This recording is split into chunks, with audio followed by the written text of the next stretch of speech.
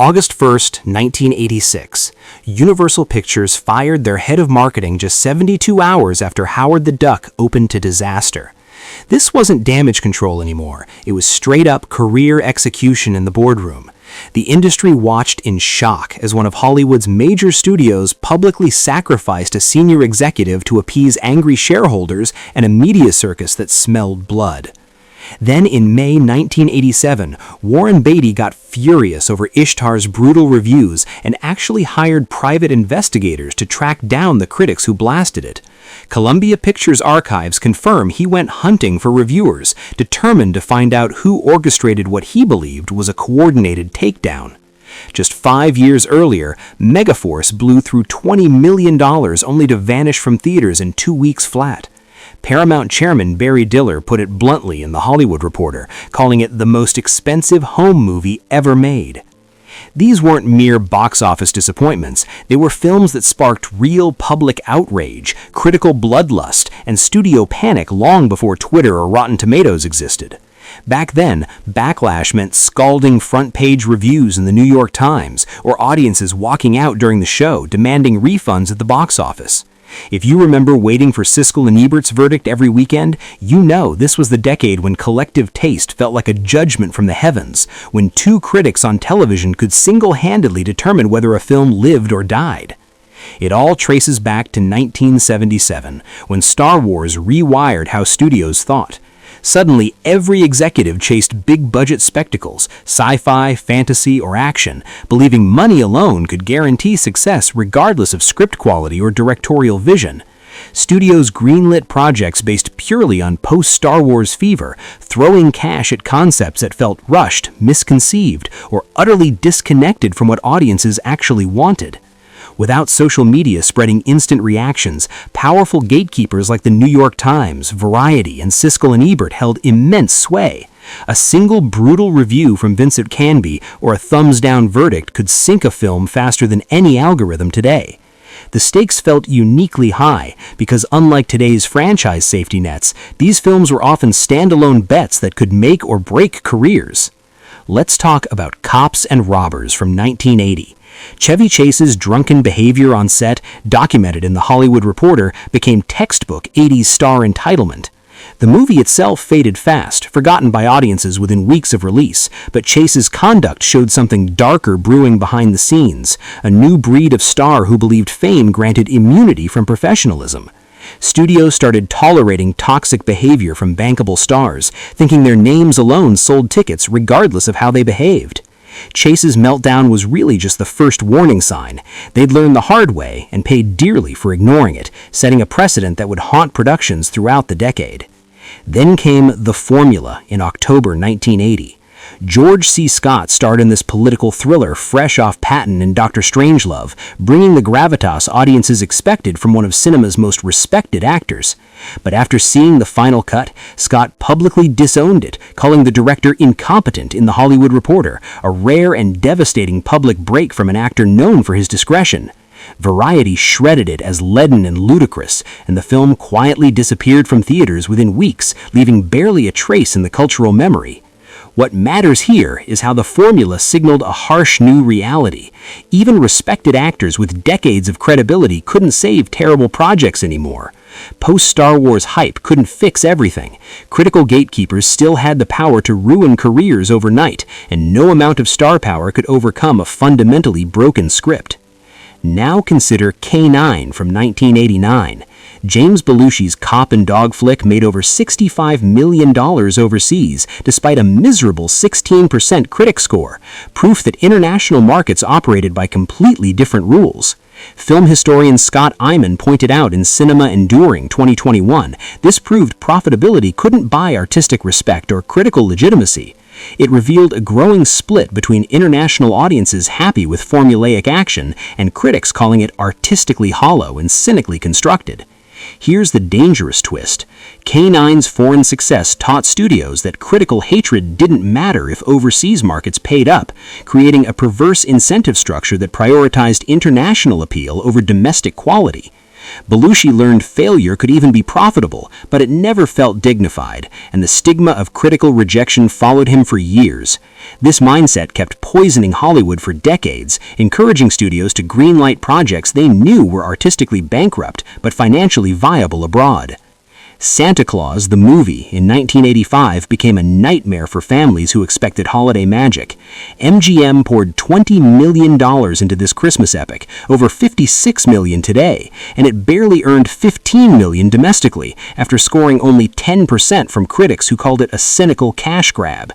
Designed specifically for kids and families, it actually traumatized them with disturbing scenes of evil toys and Dudley Moore's over-the-top villain performance that felt genuinely menacing rather than cartoonish. Parents flooded theaters complaining about kids' nightmares, demanding explanations for why a Christmas movie gave their children genuine anxiety. The real tragedy? It perfected the art of repelling its own target audience through miscalculation and tonal misjudgment. Studios learned the hard way you can't fake holiday magic and expect families to return or recommend it to others. Corporate calculation masquerading as sentiment just backfired badly, teaching an entire generation of executives that audiences could smell insincerity from miles away. Megaforce hit theaters June 25, 1982. Critics savaged it so thoroughly it later earned a 0% score on retroactive Rotten Tomatoes reviews, a feat that required every single critic to universally pan it. Paramount spent $20 million, over $64 million today, yet it flopped hard with less than $6 million domestically, one of the worst returns on investment the studio had seen. Director Hal Needham dumped $12 million into miniature special effects that Rolling Stone mocked as looking like kids playing with Hot Wheels on a basement floor. Barry Diller didn't mince words, calling it the most expensive home movie ever made. And Paramount pulled it from theaters within 2 weeks, cutting their losses before it could damage the studio's reputation further. But here's something weird nobody saw coming. When Shout Factory releases a So Bad It's Good Blu-ray version in March 2025, because TikTok edits celebrating its absurdity got 3.2 million views, it proves extreme hate can actually create its own kind of immortality and cult status. Those laser-firing cars and heroes shouting, "Megaforce, go!" with earnest conviction now seem charmingly earnest and handmade instead of cheap and laughable. The film wasn't just a financial bust, it became shorthand for studios confusing spectacle with substance, mistaking expensive effects for compelling storytelling. Needham never directed another major studio picture after this career-ending disaster. Staying Alive arrived July 15, 1983, as Sylvester Stallone's Vanity sequel to Saturday Night Fever, a cultural phenomenon that had defined disco culture 5 years earlier. It cost $20 million, nearly $62 million today, and pulled in $65 million domestically, making back its budget but destroying any goodwill the original had built. But critics destroyed it with unprecedented venom. Ebert walked out of his screening, a rare move for the respected critic, declaring it felt like a betrayal of the original's honesty and emotional rawness. Reviews universally panned Travolta's stiff, lifeless acting and Stallone's dull direction that stripped away everything that made the first film special. Behind the scenes, things were even worse. Producer Robert Stigwood banned Travolta from watching dailies, terrified the star would quit mid-production seeing how bad it was turning out. Travolta admitted decades later in The Guardian it looked terrible, confirming what everyone suspected. Despite making back some money and avoiding total financial disaster, Staying Alive became the go-to example of cynical sequelization, proof that lightning rarely strikes twice. Choreographer Kenny Ortega noted in Dancing Times 2021 that test screenings showed kids loved the dance sequences, critics just hated sequels on principle. The gap between gatekeepers protecting the original's legacy and regular audiences wanting more entertainment widened into a canyon that day, revealing a fundamental disconnect in how films were judged. Francis Ford Coppola gambled $59 million, $175 million today, on The Cotton Club in 1984, betting his reputation and personal finances on what he believed would be his comeback masterpiece. Released December 14th, his jazz-age gangster epic flopped hard, earning just $26 million domestically and losing $50 million in one of the decade's most spectacular financial disasters. Critics gave it a weak 47%, finding the sprawling narrative unfocused and tonally inconsistent, but audiences stayed away completely, uninterested in a period piece about a nightclub they'd never heard of. The backstory was Shakespearean in its tragedy. Coppola mortgaged his own home to finish filming after nervous investors fled the troubled production, then sued Warner Bros. For $50 million over marketing failures he believed sabotaged the film, a case settled quietly in 1985 with undisclosed terms. He later told Life magazine he'd rather be in prison than make another movie like this, words that captured the desperation of a once great director watching his career implode. This wasn't simply a flop, it exposed directorial hubris in an era where studios still bet everything on auteurs, believing genius alone could overcome budget overruns and production chaos. Time might be softening its reputation, though. Paramount's April 2025 4K remaster will restore 47 minutes Coppola cut under studio pressure, potentially revealing the film he originally intended. As scholar Stephanie Hahn suggests in The Worst Films of the 1980s, 2023, 80s critics often punished films for being ahead of their audience's capacity to process them, rejecting ambition that looked like pretension. Those sprawling narratives and tonal shifts that killed it in 1984 now look like ambitious risks rather than fatal flaws. Ishtar opened May 15, 1987, as Elaine May's disaster starring Beatty and Hoffman as bumbling songwriters stumbling through Middle Eastern intrigue. Its $28 million budget, $82 million today, yielded only $14 million domestically, cementing its reputation as one of the decade's most expensive failures. Production chaos defined it from day one. Beatty and Hoffman stopped talking off-camera due to a bitter personal feud, causing a 3-week shutdown that ballooned costs, and disastrous test screenings in February 1987 showed audiences walking out confused and angry. Ebert called it a $28 million disaster so awful it's almost worthy of respect for the sheer scale of its miscalculation.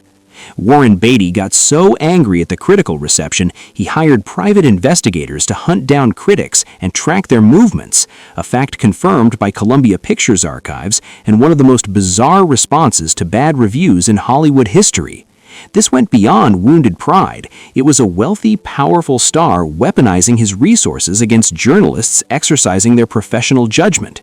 Yet modern viewers are noticing complexities the 80s backlash missed entirely.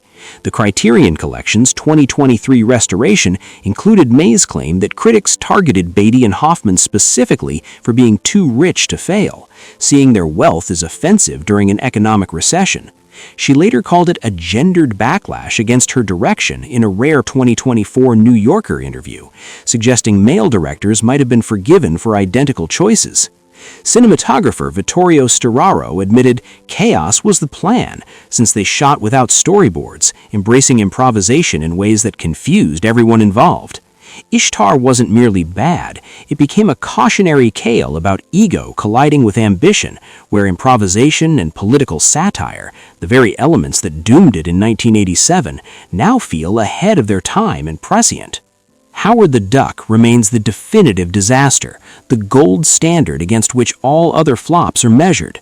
Universal spent $27 million, $78 million today, on this August 1, 1986 catastrophe that nobody asked for.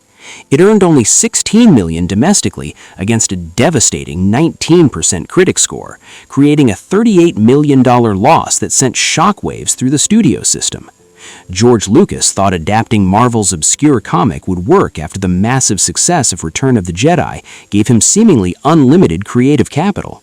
He hired longtime collaborators Willard Huyck and Gloria Katz to direct, but the real problem wasn't direction, it was the duck costume itself. Actor Ed Gale nearly passed out repeatedly from heat exhaustion in his 60-pound foam rubber suit, requiring constant breaks and expensive reshoots just to keep the duck standing upright on camera. The New York Times' Vincent Canby declared it a dead duck from its first frame, a phrase that burned into Hollywood folklore and became shorthand for irredeemable failure. The aftermath was nuclear. Universal's marketing chief got fired within 72 hours in a public execution meant to show shareholders the studio was taking action. Lucas later called it the biggest creative mistake of my career in Empire magazine 2013, a rare admission from the usually confident filmmaker.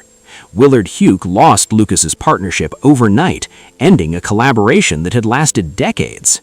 Ed Gale insists in Collider 2024 this wasn't supposed to be funny, it was supposed to be a hit, emphasizing the film's sincere intentions. It was a costly misfire, exposing how hard comics were to translate to film before the technology or cultural moment was ready to accept them. Its infamy comes from Hollywood mistaking trend for truth at the highest levels. Columbia greenlit Ishtar because Beatty and Hoffman seemed untouchable. Universal bet on Howard the Duck because comics proved comics could work. They forgot audiences need coherent storytelling and emotional truth, not just recognizable IP and expensive effects. Alex Cox's 2024 Cannes premiered documentary, The Howard the Duck Disaster, calls it a perfect storm of ego and ignorance, but frames its failure as a necessary lesson for today's comic book-saturated industry, suggesting we might not have the MCU without learning from Howard's mistakes. These films endure because of their hate, not despite it. They're woven into Hollywood's fabric as permanent reminders that artistry can't be manufactured by committee. No star is bulletproof regardless of their box office history, and audiences always have the final say, no matter how much money studios spend.